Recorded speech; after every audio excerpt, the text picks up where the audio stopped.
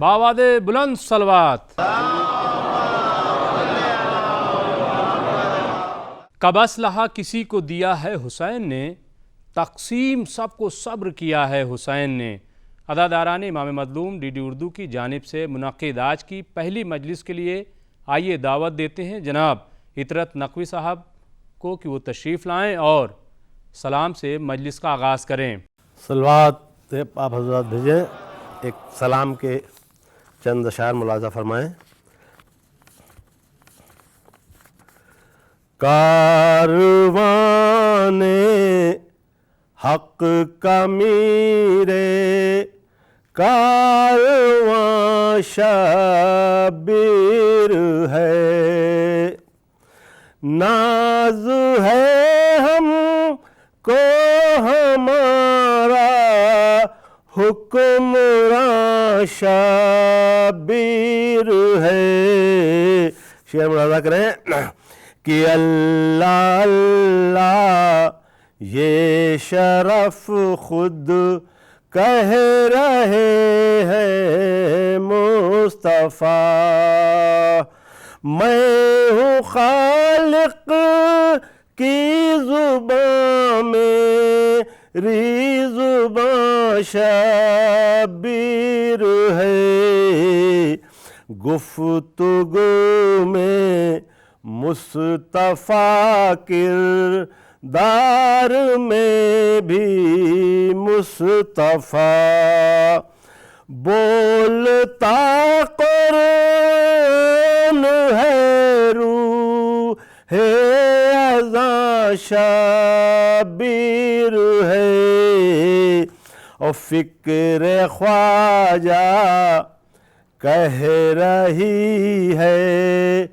اے مسلمانوں سنو۔ شعر میں لگا ہو، فکر خواجہ کہہ رہی ہے اے مسلمانوں سنو، کلمہ توحید کا بس پاس شبیر ہے، 14 صدیوں کی پرانی ہو گئی کرب و بلا، 14 صدیوں کی پرانی ہو گئی کرب و بلا، ہو گئی تاریخ بوڑھی اور جوان شبیر ہے۔ ایک شعر کے لیے میں خاص توجہ چاہوں گا، ہر اس خوش نصیب کے جس کے گھر میں امام باڑے ہیں، عزا خانے ہیں، ان خوش نصیبوں کو یہ شعر میرا نظر ہے کہ جن کے گھر میں ہے عزا خان نہ وہ اتنا جان لے، جن کے گھر میں ہے عزا خان نہ وہ اتنا جان لے، وہ کرایہ دار ہے مالک مکان شبیر ہے، اور ہے لعاب مصطفیٰ اور شیر زہرا کا سر، اب بھی بات اور حق کے درمیان شبیر ہے۔ مقطع ملاحظہ ہو کہ داد کوئی دے نہ دے عطرت کو کوئی غم نہیں، داد کوئی دے نہ دے عطرت کو کوئی غم نہیں، کیونکہ اس کی کاوشوں کا قدرداں شبیر ہے، کاروان ایک سلام کے 4-6 بند اور ملاحظہ فرمائیں، ایک صلوات بھیجیں۔ اللہ آیا تھا کربلا میں جب دور امتحانی، آیا تھا کربلا میں جب دور امتحانی، شبیر کر رہے تھے تعمیر زندگانی، آیا تھا کربلا میں اسلام کی بقا کا جس دم سوال اٹھا، اکبر نے پیش کر دی بھرپور نوجوانی، موجیں کراہتی ہے بےتاب فوج بھی ہے، کیا کام کر رہی ہے اصغر کی بے زبانی، اور طوفان یہ عزم یہ ارادہ یہ حوصلہ یہ ہمت، یہ عزم یہ ارادہ یہ ہے اور حوصلہ یہ ہمت، راہ وفا میں دے دی عباس نے جوانی، تاریخ میں ملے گا ایک ایسا واقعہ بھی، تاریخ میں ملے گا ایک ایسا واقعہ بھی، جب ہو رہا تھا رن میں پیاسوں کا خون پانی،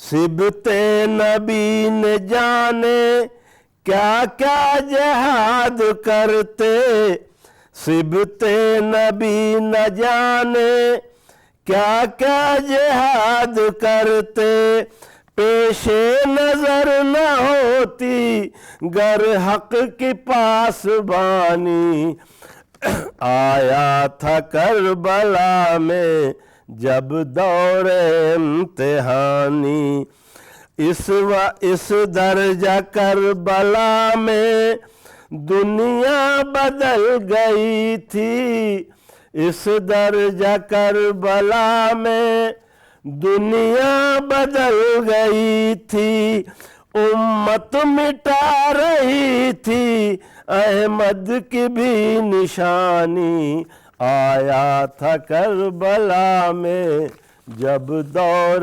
امتحانی۔ ایک شعر عرض ہے جو جتنے لوگ اس پروگرام کے لیے لگے ہیں خدمت کر رہے ہیں، اس میں ایک شعر ہے کہ میرے ملک کی بات ہے کہ ذکر حسین وادی گنگو جمن میں ہے، ذکر حسین وادی گنگو جمن میں ہے، یہ بات ہے کہاں جو ہمارے وطن میں ہے۔ اب میں آج کی مجلس سے خطاب کرنے کے لیے دعوت دے رہا ہوں مولانا صفی حیدر صاحب کو کہ وہ تشریف لائیں اور آج کی مجلس سے خطاب کریں۔ اعوذ باللہ من الشیطان اللعین الرجیم، بسم اللہ الرحمن الرحیم، الحمدللہ رب العالمین، والصلاة والسلام علی سید الانبیاء والمرسلین، سیدنا و نبینا و شفیعنا ابی القاسم محمد صلی اللہ علیہ وسلم وآلہ الطیبین الطاہرین المعصومین المظلومین، واللعنۃ الدائمۃ الباقیۃ علی اعدائہم اجمعین من الآن الی یوم الدین، اما بعد فقد روی عن سید الشہداء الامام الحسین علیہ السلام انہ قال خطابا لولید امیر المدینہ یا امیر انا معدن الرسالہ و مختلف الملائکہ و ماخذ العلم بنا فتح اللہ و بنا یختم و یزید فاسق و شارب الخمر و قاتل النفس المحرمہ و معلن بالفسق لا یبایع مثلی مثلہ۔ صلوات بھیجے محمد و آل محمد پر۔ انبیاء و مرسلین اور ائمہ طاہرین، انہوں نے جو طریقہ بتایا تھا اور جو ذریعہ بتایا تھا کہ کیسے انسانوں کو کامیاب بنایا جائے، ان میں سے ایک طریقہ یہ ہے کہ جو لوگ بے خبر ہیں انہیں باخبر بنایا جائے، جو لوگ ناواقف ہیں انہیں واقف بنایا جائے، جن لوگوں تک حقائق اور سچائیاں نہیں پہنچی ہیں ان تک حقائق اور سچائیاں پہنچا دی جائیں۔ اللہ نے، خالق نے، بنانے والے نے ہر انسان کے اندر جو اچھی چیزیں رکھی اور سب اچھی چیزیں رکھی، انسان ان کا غلط استعمال کرتا ہے۔ ان میں سے ایک چیز ہے کہ وہ انسان حق پسند ہے، ہم کو حق اچھا لگتا ہے، باطل نہیں۔ ہم کو عدالت اچھی لگتی ہے، ظلم نہیں۔ ہم کو ایمانداری اچھی لگتی ہے، خیانت اور بے ایمانی نہیں۔ ہم چاہے نہ بولیں مگر ہمیں سچائی اچھی لگتی ہے، جھوٹ اچھا نہیں لگتا۔ انسان خوبیوں کا دوست ہے، انسان کمالات کا دوست ہے۔ انسان چاہے خود چور ہو لیکن اسے چوری پسند نہیں ہے، چاہے وہ خود رشوت خور ہو لیکن اسے رشوت پسند نہیں ہوتی۔ اور اس میں سب سے پہلی ضرورت ہے انسان کی کہ اسے پتہ ہو کہ اچھا کیا ہے اور برا کیا ہے۔ اچھا اور برا کیا ہے یہ فیصلہ کرتے ہیں انسان کبھی کبھی اپنے تجربوں پر، اور تجربوں کے بعد وہ جو اچھا سمجھتے ہیں وہ برا نکل جاتا ہے، جو برا سمجھتے ہیں وہ بعد میں اچھا ثابت ہوتا ہے۔ میڈیکل کی دنیا میں ہم روزانہ دیکھتے ہیں کہ دوائیں آتی ہیں، علاج بن کے آتی ہیں، لیکن کچھ دنوں کے بعد پتہ چلتا ہے ان کا فائدہ کم تھا، نقصان زیادہ تھا۔ اور کبھی کبھی بعض چیزوں سے ہمارے ڈاکٹر حضرات، سائنسداں اس دور میں کھانے پینے سے منع کر دیتے ہیں کہ بہت نقصان دہ ہیں، اور پھر پلٹ کے اسی کی طرف آتے ہیں کہ یہی کھائیے۔ مثلاً ہمارے بچپن نوجوانی میں سارے اوریجنل تیل سرسوں کے بند کر دیے گئے تھے اور ریفائنڈ آئل کھلایا گیا۔ آج ریفائنڈ آئل گویا زہر ہو گیا اور اوریجنل کھانے کو کہا جا رہا ہے۔ تو اب ہم جسے اچھا سمجھتے ہیں وہ ضرور اچھا ہو، اور جسے خراب سمجھتے ہیں ضرور خراب ہو، ایسا نہیں ہے۔ لیکن جس نے ہمیں بنایا ہے وہ جانتا ہے کہ ہمارے لیے اچھا کیا ہے اور ہمارے لیے برا کیا ہے۔ جیسے مشین بنانے والا جانتا ہے کہ مثلاً اسے پیٹرول سے چلانا ہے کہ ڈیزل سے چلانا ہے، اور اگر مشین بن کے مل جائے اور ہمیں پتہ نہ ہو تو ہم اس پہ تجربے کر ڈالیں تو کئی مشینیں خراب ہو جائیں گی، تب جا کے شاید تجربہ ہمارا صحیح جگہ پہنچائے۔ میں نے اتنی سی بات اس لیے کہی ہے کہ انسان کی ہدایت کے لیے اس خالق نے، اس رازق نے، اس بنانے والے نے، اس بھگوان نے، اس گاڈ نے انسان کو بنایا تھا اپنے فضل کو پہنچانے کے لیے کہ وہ عالم ہے تو انسان علم والا ہو، وہ سخاوت والا ہے تو انسان دوسروں کے لیے اپنی سب کچھ دے دینے والا ہو، وہ رحمت والا ہے تو انسان رحم والا ہو، وہ ظلم والا نہیں ہے تو یہ انسان ظالم نہ ہو، وہ ناانصافی والا نہیں ہے تو انسان ناانصاف نہ ہو۔ اس اپنا نمونہ بنا کے انسان کو بھیجا تھا اور اس کے لیے تعلیمات بھیجیں، اور انسان کو واقعی انسان بنانے کے لیے اور اچھا انسان بنانے کے لیے اور دنیا کو پرسکون بنانے کے لیے ضرورت ہے کہ ان اچھائیوں کا پیغام پہنچایا جائے۔ پیغام کربلا کا عنوان اسی لیے رکھا گیا ہے کہ حسین جو کھڑے ہوئے تھے وہ برائی کا مقابلہ کرنے کے لیے کھڑے ہوئے تھے۔ ساری برائیاں سمٹ کے یزید کے پالے میں آ گئی تھیں، اور ساری اچھائیاں اور کمالات اللہ کے اس بندے کے پاس تھے جو اللہ کی وہ مخلوق تھا جسے اللہ نے برائیوں سے پاک بنایا تھا۔ محمد مصطفیٰ صلی اللہ علیہ وآلہ وسلم کے نواسے، ان کی اکلوتی بیٹے کے بیٹے، ان کے پسندیدہ بھائی جنہیں رشتے کے چچا کے بیٹے یعنی چچا زاد بھائی ہماری زبان میں، جن کو انہوں نے داماد بنایا تھا، اور جو پاک و پاکیزہ زندگی کے مالک لوگ تھے۔ ایک طرف حسین تھے، ایک طرف یزید، ایک طرف گناہ تھے، ایک طرف ایمانداری، ایک طرف انسانوں کو تباہ کرنے والی چیزیں تھیں، ایک طرف انسانیت بچانے والی۔ یہ پیغامات دینے کے لیے حسین کربلا میں اٹھے تھے، اور اسی پیغام کو پھیلانے کے لیے ہمارے اماموں نے مسلسل زور ڈالا ہے جو انسان دوست ہے۔ میں ایک حدیث ان سب کے لیے سنا دینا چاہتا ہوں جنہوں نے ان مجالس کا اہتمام کیا ہے کہ ہمارے 8ویں امام حضرت علی رضا علیہ السلام جو امام حسین علیہ السلام کے پوتے ہیں، اور اپنے وقت میں وہ حاکم جو تھا اس نے مجبور ہو کے انہیں اپنا ولی عہد بنایا تھا، اتنے خاندان سے نہیں تھے ان کے، لیکن اس کے باوجود امام رضا نے فرمایا کہ رحم اللہ من احیا امرنا، اللہ اس کو اپنی رحمتوں سے نوازے جو ہمارے کاموں کو، ہمارے امر کو، ہماری باتوں کو زندہ کرے۔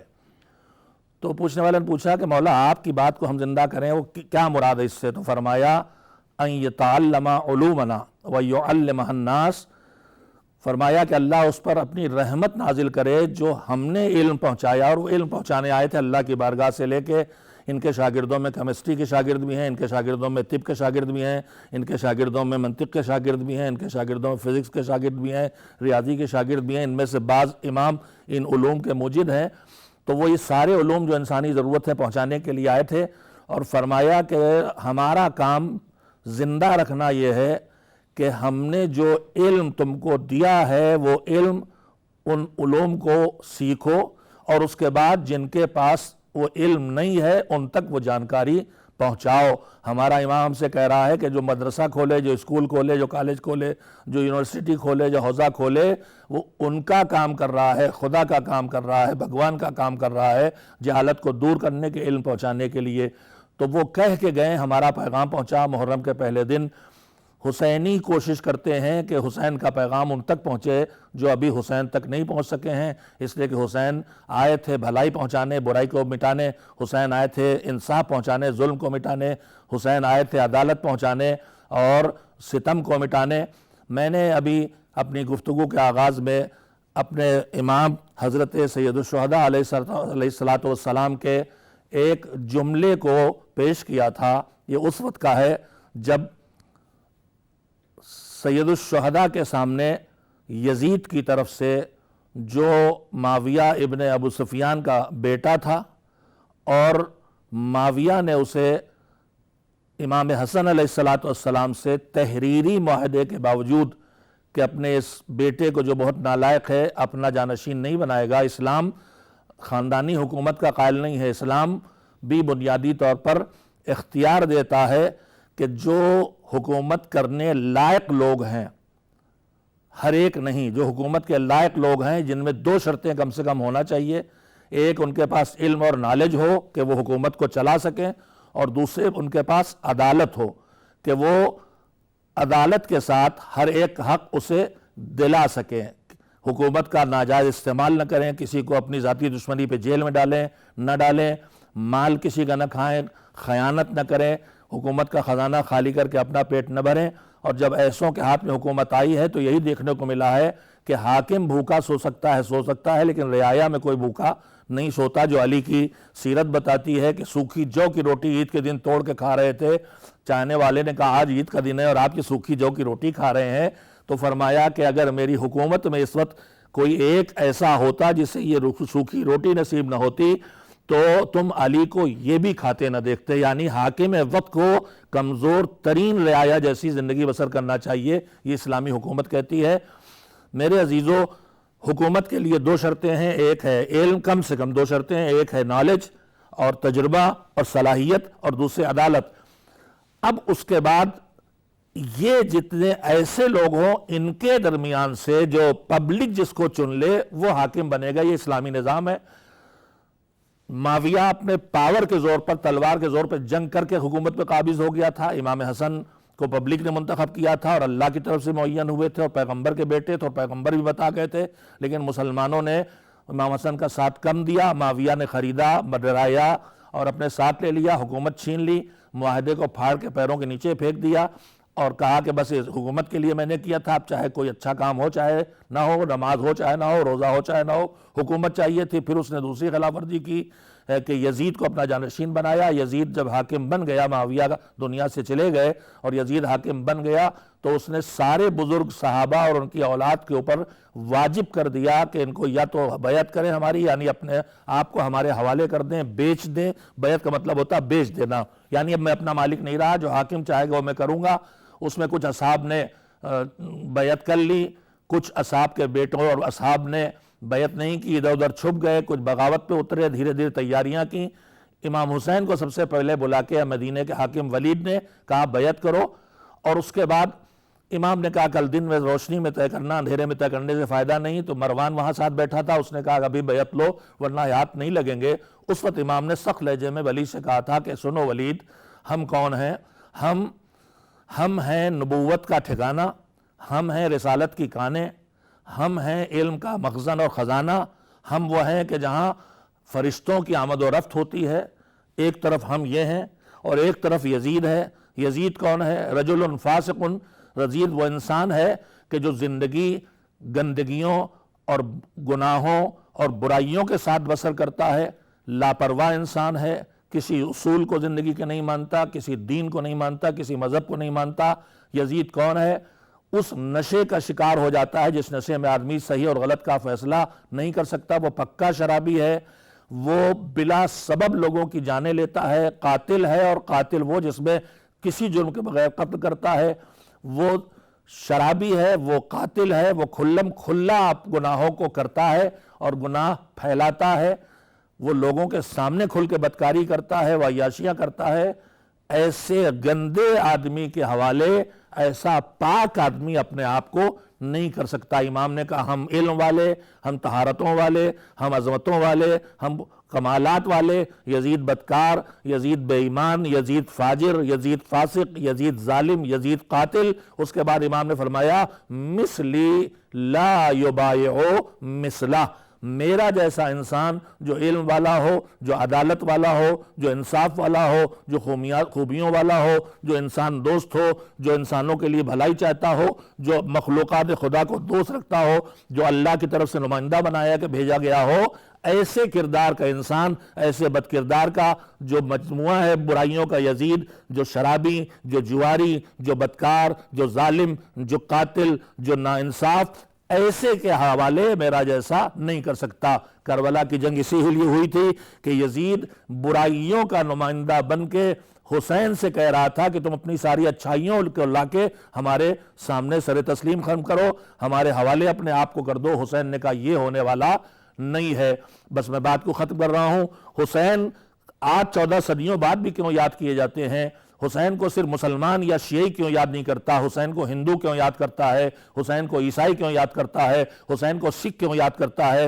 حسین کو بدھسٹ کیوں یاد کرتا ہے؟ حتیٰ کہ حسین کو وہ بھی یاد کرتے اور عزت کرتے ہیں جو نہ دین کو مانتے ہیں، نہ مذہب کو، نہ دھرم کو، نہ خدا کو، نہ بھگوان کو۔ اس کی وجہ کیا ہے؟ اس کی وجہ یہی ہے کہ حسین انسان کو بچانے اٹھے تھے، حسین انسانیت کو بچانے اٹھے تھے، حسین انسانوں پر ظلم کرنے کے مقابلے میں آئے تھے، اور مقابلہ کر کے یہ نہیں کہا کہ میں حسین ہوں یزید کی بیعت نہیں کروں گا، میں علی کا بیٹا ہوں معاویہ کے بیٹے کی بیعت نہیں کروں گا، میں محمد رسول اللہ صلی اللہ علیہ وآلہ وسلم کا نواسا ہوں اور بیٹا ہوں اس لیے میں ابو سفیان کے لڑکے کی بیعت نہیں کروں گا۔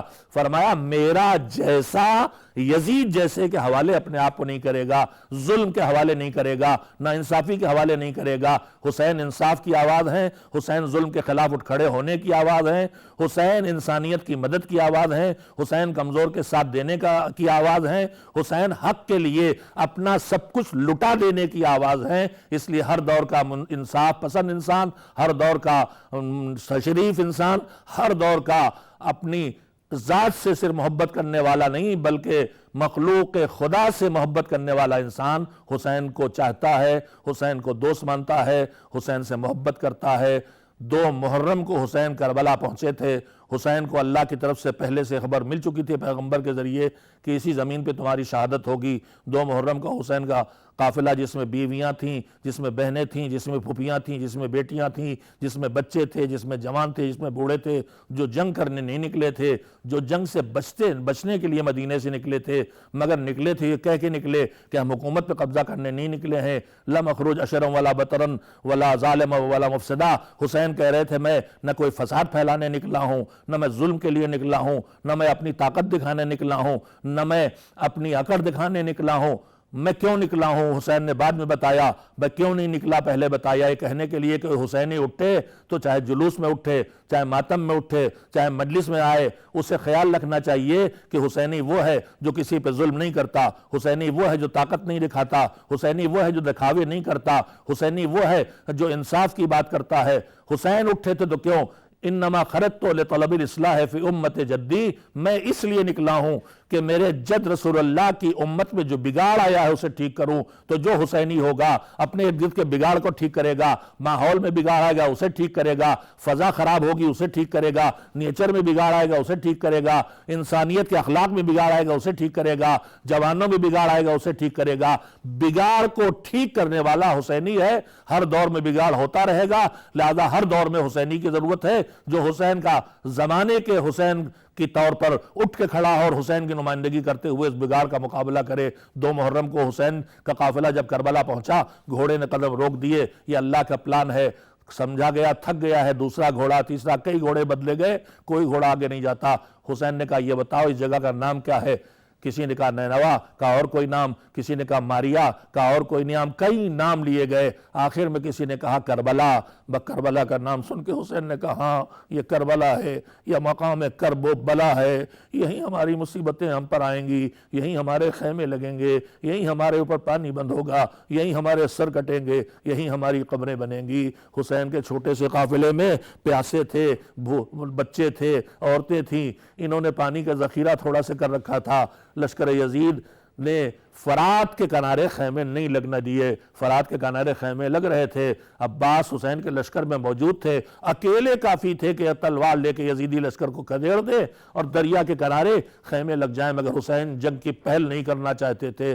حسین نے عاشور کے صبح تک مسلسل جنگ سے بچنے کی کوشش کی ہے، اس لیے کہ اسلام لڑنے کی اجازت نہیں دیتا، لڑائی چھیڑنے کی اجازت نہیں دیتا۔ اسلام کہتا ہے جب تمہیں مٹایا جانے لگے، جب تمہیں ختم کیا جانے لگے تو اپنا ڈیفنس کرو۔ حسین نے آخر وقت تک جنگ کو ٹالا ہے۔ شام کو 9 محرم کی جب حملہ کیا تھا یزید کے لشکر نے، تب بھی ایک رات پھر حسین نے اس نام سے لی کہ اپنے پروردگار کی عبادت کریں، تاکہ یہ سوچ کے شاید اب خون نہ بہائے میرا۔ حسین تو اپنے دشمن سے بھی محبت کرتے تھے، کہا یہ کرب و بلا ہے، خیمے نہیں لگنے دیے گئے۔ عباس نے حسین کے چشم و ابرو کے اشارے کو سمجھا اور خیمے فرات سے دور تپتی ریت پہ لگ گئے، اور حسین کے پاس فرات سے پانی آنے پر پابندی لگ گئی۔ یہ پابندی لگی، تھوڑا بہت پانی آیا، تھوڑا بہت پانی پہلے سے تھا۔ 5 محرم سے خیموں میں پانی آنا بند ہو گیا۔ 7 محرم سے حسین کے خیموں میں ایک قطرہ پانی نہیں تھا۔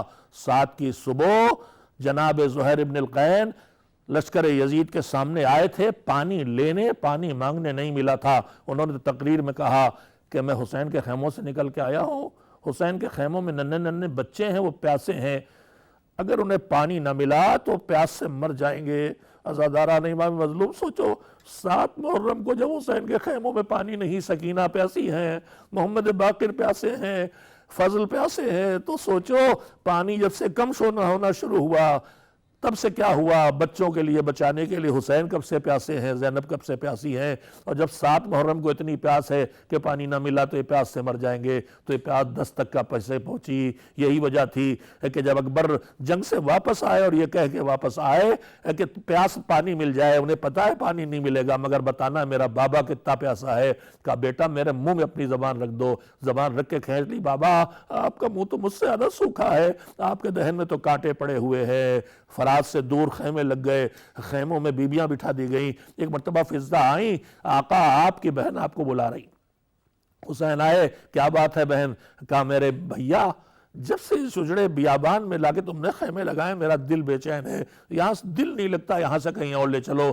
کہا کیا بات ہے بہن؟ تمہارا کنبہ موجود ہے، تمہارے گود کے پالے موجود ہیں، چاروں طرف پیرا ہو رہا ہے، چہل پہل ہے، بے چینی کیوں ہے؟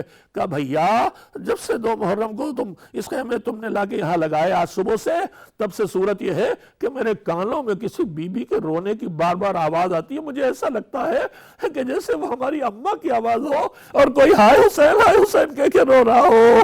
کہا حسین نے بہن تم نے ٹھیک پہچان لیا, وہ ہماری اماں کی روح ہے, انہوں نے وادی السلام اور جنت چھوڑ دی, ہمارے ساتھ ہیں. اب زہرا کبھی کربلا میں حسین کا ماتم کرے گی, کبھی شام میں زندان میں حسین کا ماتم کرے گی, اور گریہ زہرا کی صدا آسمانوں سے زمینوں سے بیابانوں سے آتی رہے گی جب تک کہ وقت کا حسین ظہور کر کے ظلم سے دنیا کو پاک نہ کر دے اور عدل و انصاف سے دنیا کو پر نہ کر دے. پروردگار اس عمل کو قبول فرما, سب کو عزاداروں میں شمار فرما, سب کے اس خدمت کو قبول فرما اور اس کا اجر انہیں عنایت فرما. ہم سب کی مغفرت فرما, ہمیں حسین کے عزاداروں میں شامل ہونے کے صلاحیتیں عنایت فرما, ان کے پیغام کو دینے کی قوت عنایت فرما, اور زمانے کے امام کی خدمت میں حاضری کے لائق بنا دے. انا للہ و انا الیہ راجعون وسیعلم الذین ظلموا ای منقلب ینقلبون. آج کی مجلس یہیں تمام ہوتی ہے. ہم پھر اگلی مجلس کے ساتھ آپ کی خدمت میں حاضر ہوں گے. تب تک کے لیے ڈی ڈی اردو کی تمام ٹیم کو اجازت دیجیے. خدا حافظ.